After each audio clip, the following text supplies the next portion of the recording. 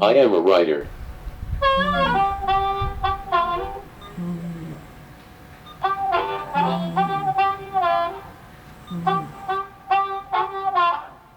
Always wanted to.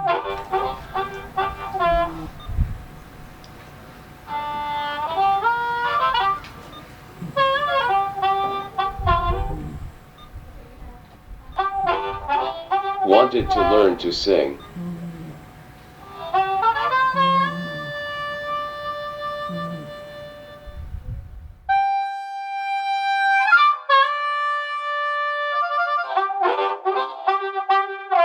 I had an ad on Craigslist for my voice lessons, and Bernie responded to the ad. He would always show up early. He would always be wearing flip-flops, and his pants would be splattered with paint. And he was just very easygoing, very down to earth, and he wanted to sing.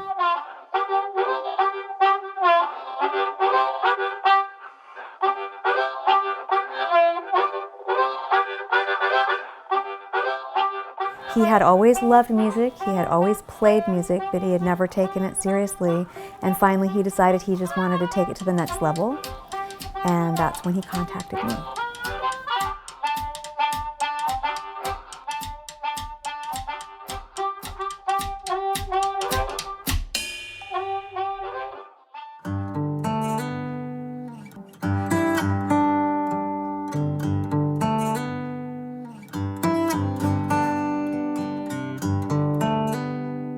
After we got to know each other, after a few lessons, he brought in his guitar and he started playing me some songs. I sort of had to push him a little to do it. He was shy. But when he started playing me his songs, I was like, wow, there's really something here. One time he came in and he played a cover song called Tore Down by Freddie King. It's an old blues standard. I'm tore down, almost level with the ground. I'm tore down. But he sang it like it was his. It was just so beautiful. The one day that he sang that song, I happened to push record on my iPhone.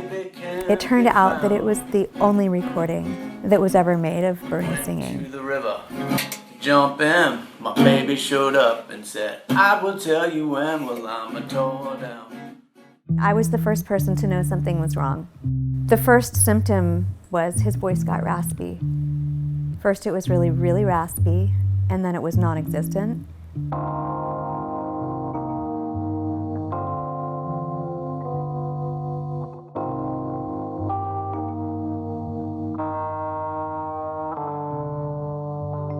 About 2 months after coming for voice lessons, Bernie lost his voice.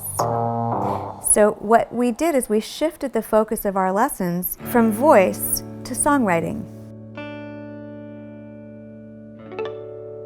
And he had a very talented daughter, and she also started coming for voice lessons.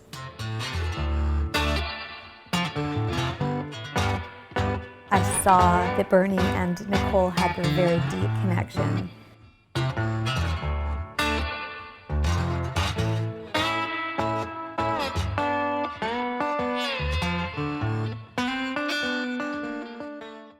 Bernie was completely dedicated to the craft of music and developing his voice.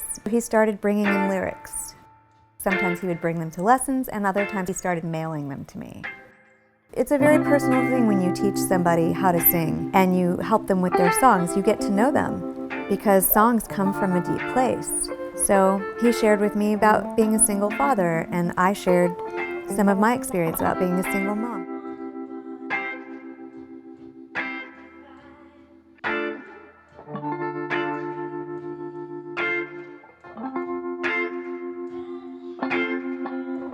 I think that's how Bernie and I actually became friends.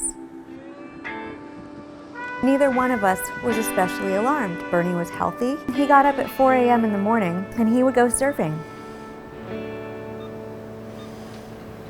Everything goes away in the ocean.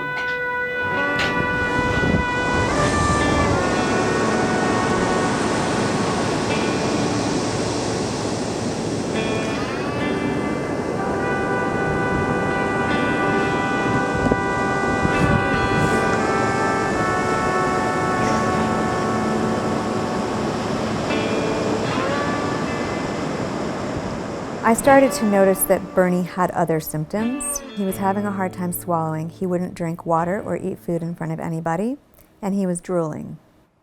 And he was also starting to lose weight.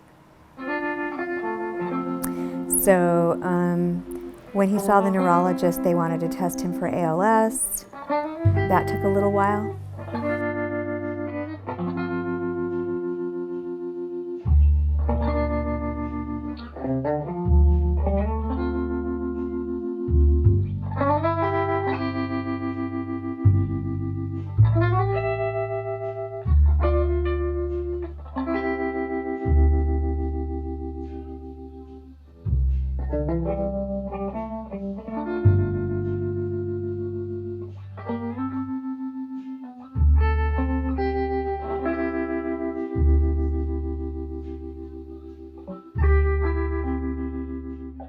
I drove past a broken heart.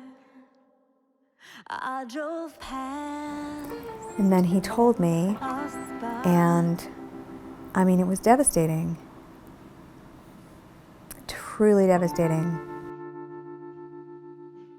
It was bulbar onset ALS. It's 1 to 3 years prognosis. And by the time Bernie was diagnosed, it was a little bit more than a year that he had experienced his first symptom of voice loss.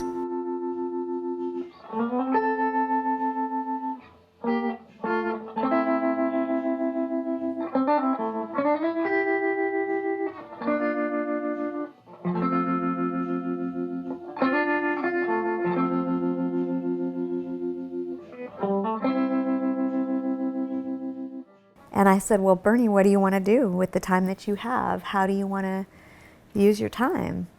He wanted to make an album. I was like, you can't speak and you can't sing, so how are you going to make an album? And he said, I want you to be my voice. Bernie, he was so persistent. There was part of me that didn't know if I could do it justice. I wanted to do it. I just didn't know if I knew how. But what happened is something bigger than me took over. It was there.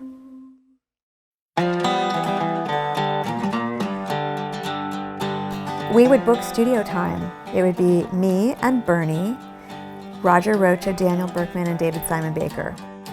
It was just a mysterious project. We were going to work with a guy who couldn't speak anymore, and he had a pile of lyrics. Maybe an iPhone recording of Bernie strumming out some chords, and we tried to decipher what he was trying to do, and we just started recording. We were very alive in the creative process with Bernie. By then he had a feeding tube. He's feeding himself through a syringe. He's barely able to walk, barely able to move.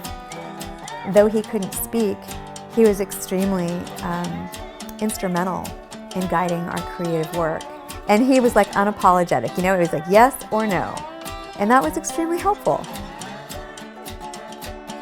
It went so well, we booked another session and did another song the same way, and the entire record was created that way. But Bernie was so happy to be making music. And he's sitting there, his eyes just beaming, completely lit up, completely engaged in the process, that he said so many times, like, that making the record made him forget about ALS. Listen to the songs. Hope they mean something special for each individual. So it's time to sell some CDs and hit the road. Bernie, are you ready to go on tour? All right, so all you have to do is on this card, just go like this because I already slid it. Want to go on the road? Yes.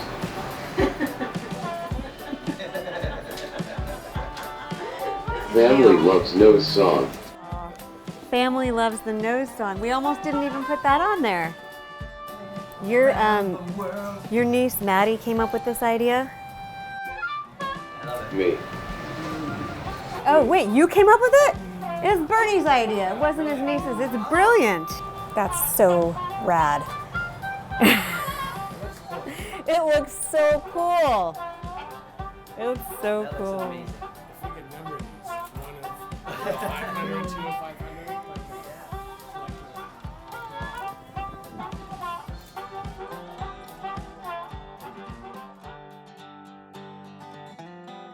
Thank you guys so much for being here tonight. And I want to thank you, Bernie, for the incredible honor of asking me to be your voice, and everyone out there who gave your hearts and contributed. I just want to say this matters, and this is success. Welcome to the stage, Bernie's daughter, Nicole. All right, Nicole is going to do a song that she wrote yesterday. You may have lost your voice and you may have lost your choice, but you'll never lose the love I have for you.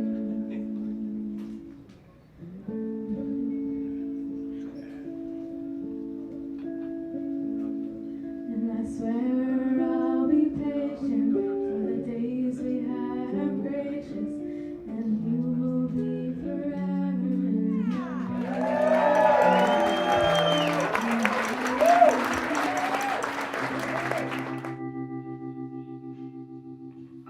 Nothing can be done with ALS. Hope for a cure.